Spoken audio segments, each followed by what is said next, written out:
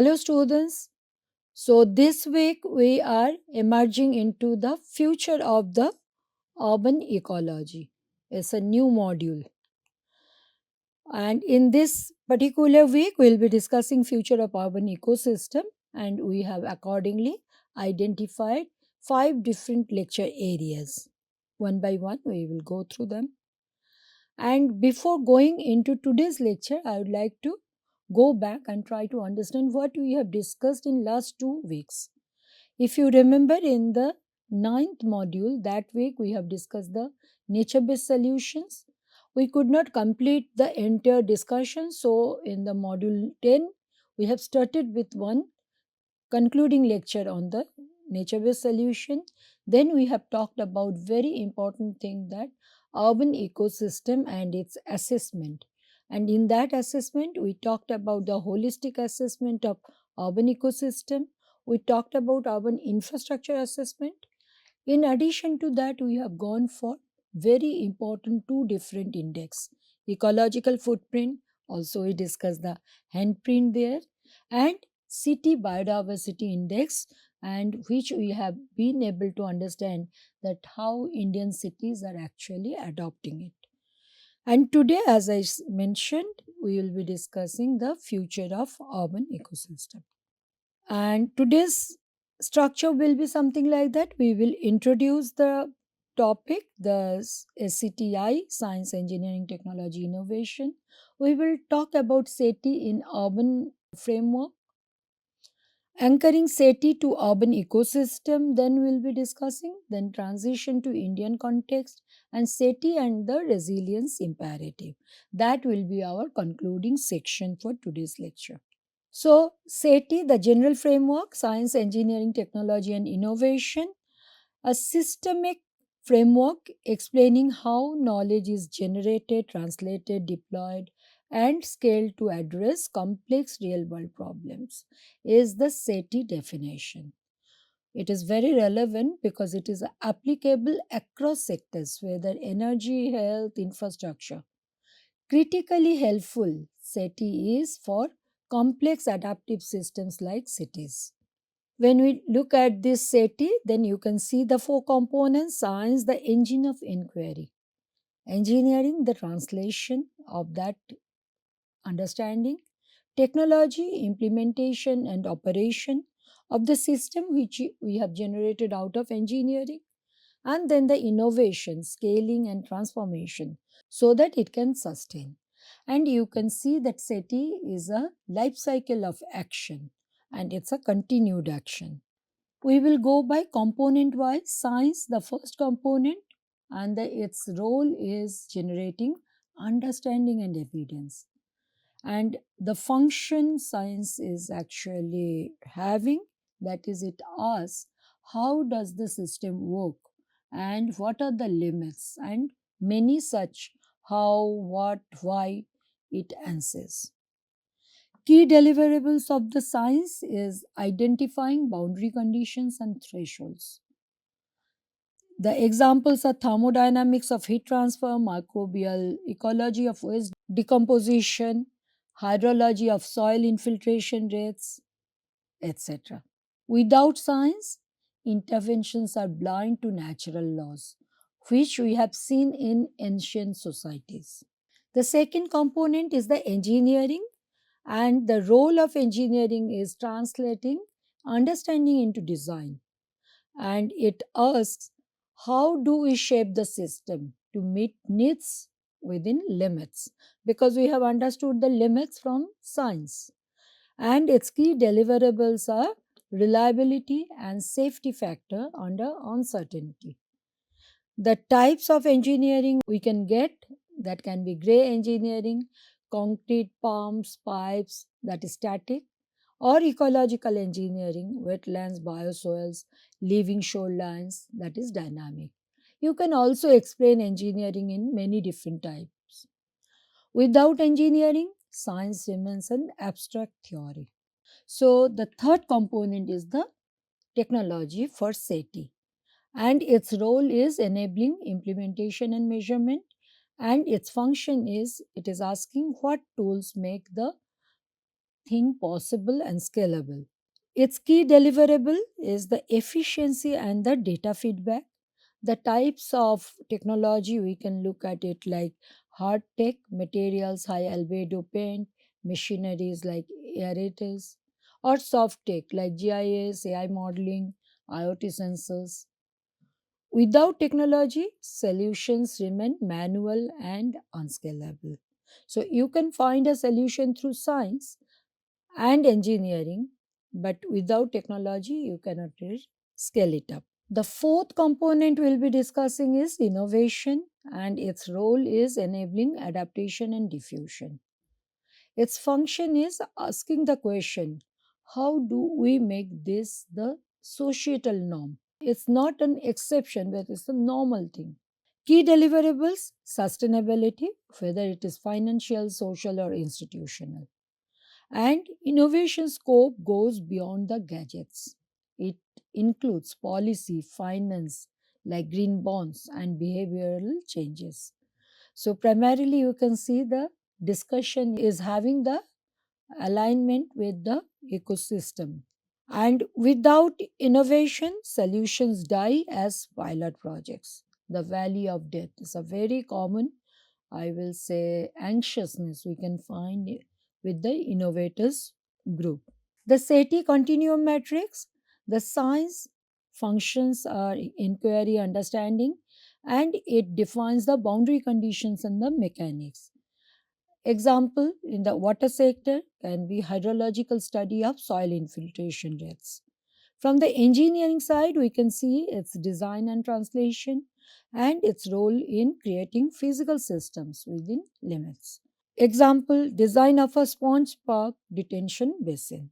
Technology helps in tools and operation, and its role is enabling execution and monitoring. Real time flood sensors and GIS modeling are best examples for the same. Innovation, scaling, or adaptation is the function, and it's ensuring social or economic viability is the major role in the urban ecosystem. Community stewardship model like lake warriors are very good example for the water sector. SETI is not a straight line, it's a cycle. So you can see the science identifies a risk and engineering designs solution. Technology monitors that solution performance, innovation scales it further, and then it goes to the new science and which evaluates the impact of this entire cycle, and you come to the science part now again. So we have discussed the SETI in general terms. Now we'll be discussing SETI with the urban context, the urban framework. Why SETI for complex systems? Complex systems are having very strong characteristics like they are non-linear interactions. Small changes can create big impacts like tipping points may arise. Feedback loops, delayed responses you may get. Emergent properties, the whole is not sum of the parts. So these are the complex nature of this any complex systems, and their SETI can respond very well effectively. Science can detect non-linearity, engineering can build redundancy and flexibility, technology provides real-time eyes on the system, innovation adapts governance to change so that it can sustain. Cities as SETI systems. Cities are hybrid systems. We have already discussed it so many times. They are not static collections of buildings, they are metabolic engines. They consume resources like water, energy, food, and produce waste, sewage, heat, emissions, etc. So, the knowledge driven universities and R&D labs like data, insights, explanation, the science part can help the cities. Similarly, engineered the infrastructure networks, models, services, build form that can help the cities. Tech heavy, the urban systems are. Smart grids, IoT, sensors, advanced materials, it comes from the technology side. Innovation hubs, the cities are startups, policy labs, NGOs, institutions, and its institutional behavior. Those are part and parcel of the innovation. If innovation doesn't happen, even a very good engineering system can also not bring good results. So we can conclude this particular understanding of cities as city system like urban challenges, flood, heat, air pollution, etc. They are failures in the city linkage, not just in one domain. It's a complicated linkage they have.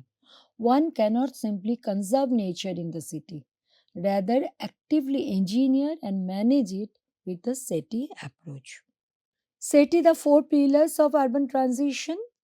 So we can see now again from the urban perspective, science helps us in understanding the physical world, urban metabolism, hydrology, etc. Engineering helps us in designing physical interventions, waste refineries, slope stabilizations, etc.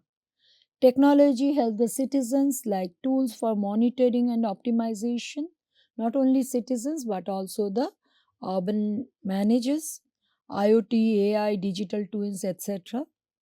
And innovation, new method of implementation, special purpose vehicles, public private partnerships, green financing. These are the innovations which are really making any interesting engineering system or an advanced technology sustaining and being upskilled. So we can see the SETI from the pillars of urban transition, the way we have seen SETI from in the general framework. Like science, the study of the physical and natural world through observation and experiment, and in urban areas, the application of science we can find like urban metabolism, material flow analysis, hydrology, geology, and the key outcome is understanding resource baselines and ecological limits. Engineering, the branch of science and technology concerned with the design, building, and use of engines, machines, and structures. So it's a system development. Civil infrastructure, geotech stabilization, waste processing plants can be very good example of urban application. And the outcome is physical resilience and efficient service delivery from the engineering side. In the technology, the application of scientific knowledge for practical purposes, especially in industry, IoT sensors, SCADA, digital twins, blockchains, AI, these are the applications. Real time monitoring, optimization, and predictive maintenance, they are the major outcome out of this technology in the urban transition. Innovation, the action and process of innovating a new method, idea, product, processes, etc., to scale it. Public private partnership, carbon credits, policy reforms, all are innovative policies. Financial viability and social adoption to new systems. That's the key outcome. And we can easily link it with the global mandates, the SETI. The alignment with the SDG 11 makes cities inclusive, safe, resilient, and sustainable. In UNESCO's role, mobilizing SETI to reduce inequalities and promote knowledge societies. As a tool, we can see its application. UN Habitat's SDG project assessment tool links engineering projects to sustainability performance criteria. Strategic imperative of SETI is like projects must be evaluated based on their long term ecological impact, not just their immediate utility. Anchoring SETI to urban ecosystem will be the next segment for our discussion. First thing first, I would like to connect SETI to the urban ecosystem. Urban ecosystems are human dominated ecological systems. It is modified continuously through technology and policy. Nature of these urban ecosystems are hybrid, nature and built both are there. They are managed and the metabolic rates are very high, consumes resources, produces waste. SETI's role is to provide the operational logic to manage this hybridity. So, science in urban ecosystem, the scope is understanding the urban ecology. Science in the urban ecosystem focuses on the specific dynamics of the built environment. Example given, urban climatology, heat exchange in street canyons, how building materials absorb and re-radiate heat. These are the science part of it. Similarly, urban hydrology, analyzing the runoff coefficient of different urban surfaces. Science tells us that concrete sheds 95% of rainfall, while a forest sheds only 10%. So that is the science part, and this wisdom we have used in managing the urban ecosystem. Ecosystem services, quantifying cooling, cleaning, and storage. So, relevance of science in urban ecosystem is something like that it explains how blue-green systems can regulate heat and floods and other issues. Engineering with urban ecosystems, the scope is designing with nature, and it talks about not the control of nature but design with nature. And its major concept can be BGI and other NVS solutions. We have seen these applications, this engineering system application, like constructed wetlands, green roofs, retention basins, for many different purposes. Engineering metric, performance based design. So, you know, this is the target. Your engineering system will help us to reach that target. Technology in urban ecosystems. The scope is monitoring, optimizing, and predictive maintenance. The tools are remote sensing, monitoring vegetation health, NDVI, real time water quality monitoring, we can do with IoT sensors. We can do the modeling. There are n number of models like SWIM model, SWM model for the flood predictions. So, the impact of technology is moving from passive nature to active infra. Thus, the most important role of urban ecosystem in today's time. Innovation in urban ecosystems, the scope is governance and society. The social operating system works on institutional pillar, interdepartmental coordination, parks plus stormwater department, creating bodies like the Sponge Collaborative in Chennai to break down silos between departments. Then financial pillar, green bonds, payment of ecosystem services. We have discussed PES earlier also. Integrating ecological restoration into national missions, and the social one, community stewardship models like Lake Warriors, which we have referred many a times. And impact of innovation will be ensuring maintenance and longevity of solutions in urban areas. Transition to Indian context. The Indian urgency is a very different type of urbanization, rapid, unregulated urbanization, climate vulnerability, heat, monsoon, pollution, so many other threats, data scarcity. The opportunity is leapfrogging via SETI, moving directly to hybrid or smart ecological solutions, and not to really waste initiatives in between. Focus sectors can be the water to manage flood and drought, waste, sewage, and heat health. First example I will pick for the urban flooding and the water system. The context is, though it is mentioned in the slide as Chennai, Hyderabad, Mumbai, but all of us we know there will be n number of cities for whom this is very valid consideration. The challenge is loss of water bodies. In Chennai, 80% is the loss. Increased runoff coefficient, zero point 0.2 to zero point 0.9. Changing rainfall intensity, short duration, high intensity rainfall is now becoming new normal. The traditional approach of relying solely on grey engineering, stormwater drains, has failed due to the science of changing rainfall patterns and the innovation failure of unplanned urbanization. The traditional approach of relying solely on grey engineering, like stormwater drains, has failed due to the science of changing rainfall patterns and the innovation failure of unplanned urbanization. The science of this hydrology and soil mechanics, the scientific foundation for flood management lies in understanding the urban water balance. Scientific input comes in the form of infiltration dynamics.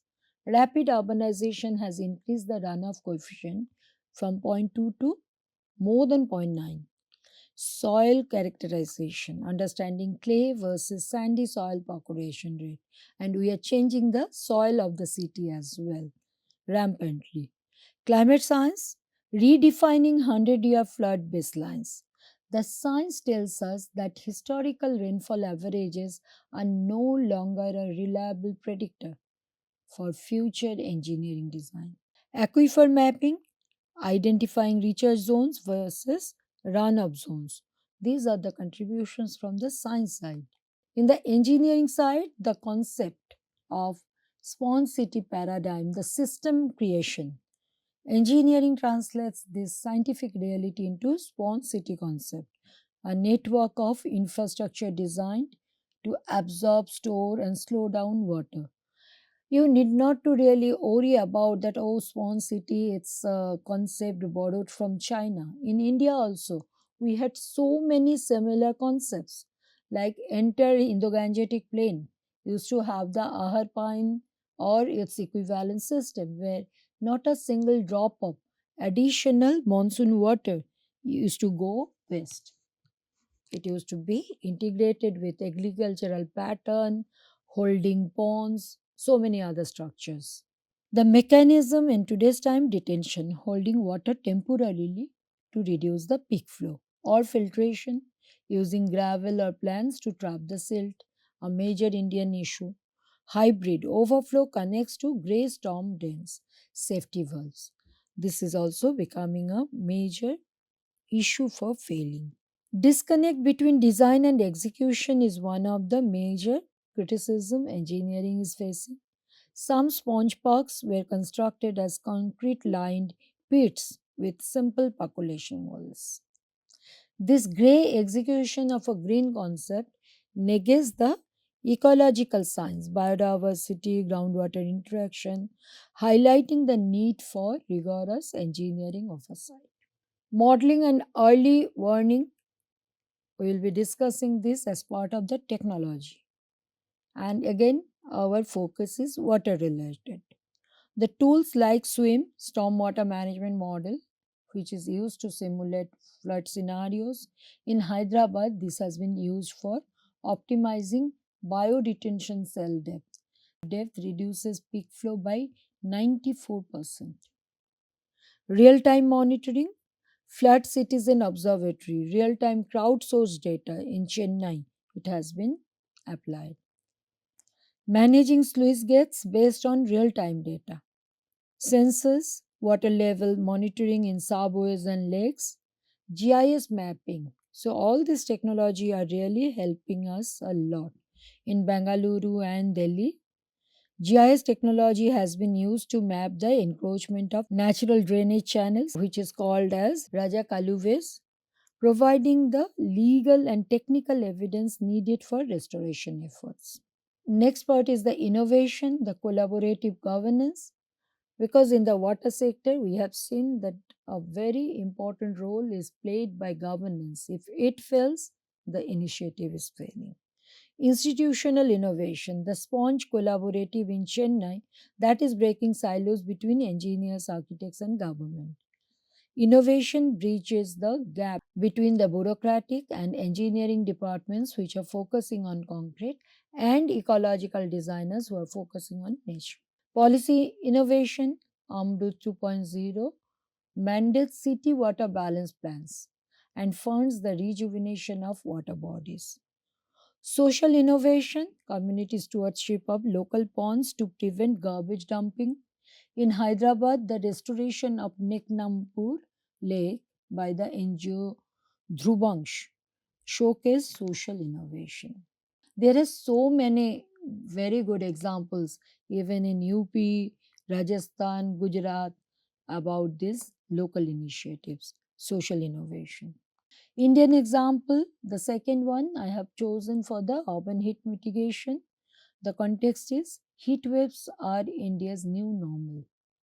The challenge is urban heat island effect is a defining challenge for Indian cities where temperature routinely exceed 45 degrees Celsius, and the global warming. So you just imagine that already UHI is contributing.